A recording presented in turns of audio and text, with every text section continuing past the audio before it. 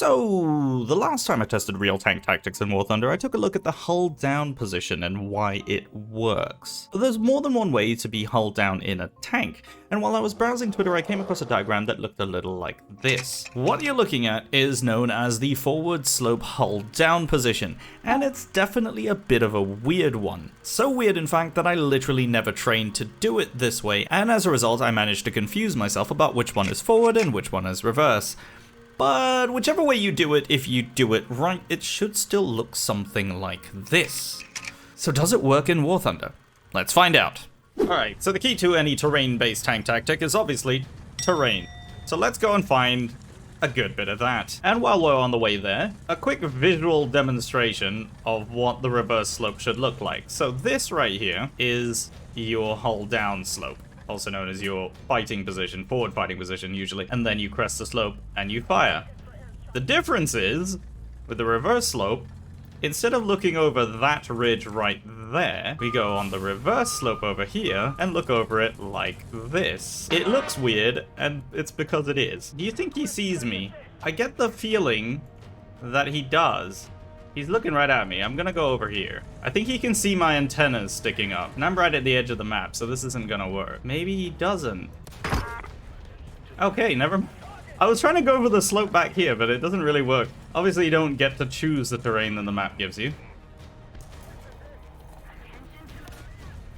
I can duck back down here and be hidden. Oh, his crew's already knocked out. Well, that kind of doesn't really help me. Oh, coming up on my left. Poor little weasel. I do actually kind of feel a little bit bad about that. How's that sound? Oh, it's a plane! Well, that was just rude. Alright, now that I think we might have found a better position, let's see if we have a reverse slope. We do have a little bit of a reverse slope. Let's try it. Am I going to get enough height to look at it? Just about. Alright. Oh, hello. Alright, and then back down. Quick. Yeah, that wasn't quite quick enough, was it? Alright, I'm not going to 100% blame the tank on that one. But the tank was a little too slow. Now, obviously, it is going to be hard to use a reverse slope when you're advancing towards the enemy because, well, especially on a map like this, it's all uphill from here. Oh, there's movement. Come on. Come back out a little bit. Just a little. There we go. Let's Commander Gunner out. Oh, just one more shot would have gotten him. Oh, I just missed him. Come back here. Bradley with tow missiles, and that's a scary thing to go head-to-head with. Sometimes people say recon by fire, and I say fire by guesswork, and it's kind of the same thing. Oh. Hi, how are you? There's something right there. Nope, he's seen me. This is a slight problem. Well, not anymore. Problem that kind of fixed itself, actually. Oh, my track's been knocked out. That's awkward. Now, obviously, there are a few advantages to using the reverse slope. You do have the ability to go forward instead of reversing, which for a lot of tanks is going to be a lot faster. The Centurion is still included, even if it's not fast enough. But the problem is, when you engage the enemy, they're not going to be looking at your turret like this. They're going to be looking at it like this, which exposes this part of the roof, which for most tanks is not very well armored at all. So assuming somebody takes a shot like this, that's your entire crew being knocked out in one hit. Now, an exaggerated example is something like this Chi-Hawk-Hai. If you shoot at its roof, you're definitely going to take it out. But you can see that there's a little bit of your engine deck here exposed, which even at just a slightly steep angle is going to look like this. And in this case, it doesn't really knock out the engine, but if you're at a slight angle, you can see where the problems begin. And getting your engine knocked out at that position is going to be a big problem. Which is why I've switched to something like this, the FV4005, with this really interesting camo scheme. Yeah, I'm very hesitant to call it a camo scheme because it really doesn't look like one. But in the scenario where you don't have particularly great gun depression, which is this, and or a very tall turret, you might actually see some use out of this. Because that tall turret is going to block your engine deck, but it's also going to allow you to peek over a hill a lot sooner. So who knows, it might actually work with this. Alright, just a little more, Come on, there it is. About there. There we go. That's a tiger. And down we go. Time to relocate myself. while we wait the next 18 years to reload. He saw me at the last second. Oh, jeez. I hope he was wearing his brown pants, because I don't think he was expecting to see me. But something else is coming. I think it's going to pop up right in front of me here. You know, I think he might be trying to flank me. Oh, that Tiger 2 didn't see me. Okay, he's dead. That's good. Good. I didn't see him at the last second as well. I'm too distracted by things going on to my left side. Hello. Oh, that's bad. That's very bad. Oh, he might push me. The M18 might get him. Oh, well, I hope he does. Quick, M18. Hey, the M18 actually got him. Nice. Alright, that was a very chaotic few moments for me. And we only got one reverse slope shot out of it. I'm still kind of torn on whether or not it's effective in this game. Because on one hand, it is very dependent on the map. It's got nothing to do with you as a player. It's not something you can control. But so far, anyway, it's proven to be more effective using this than it has been with the Centurion. Alright, there's something over yonder. Back up here. Let's try another reverse slope. No, I don't think we're going to be able to get a line on that guy. We may have to attack using more traditional means. There we go. That was a proper hull down shot with an FB4005. I can't remember if these things ever saw service, but I'm pretty sure that was their intended use anyway. Alright, there's another one right there. Oh! Up. Alright, I think we go for the tank. That did significantly less than I thought it was going to. I'm being strafed. Come on, get the machine gun on him. Another one? Oh, that was a waste of a shot, wasn't it? But of course, that was a vehicle with a tall turret. What about something with bad gun depression? And when we're talking about bad gun depression, what could be more iconic than the typical Soviet target? I mean, tank. So this right here is the T-55, although an upgraded version of the T-55. And yes, it has very, very little gun depression. So famously, it's not able to make use of your typical hull-down fighting positions. Ooh! No, he's stopped me in the... I can't get out of this spot. Map limits.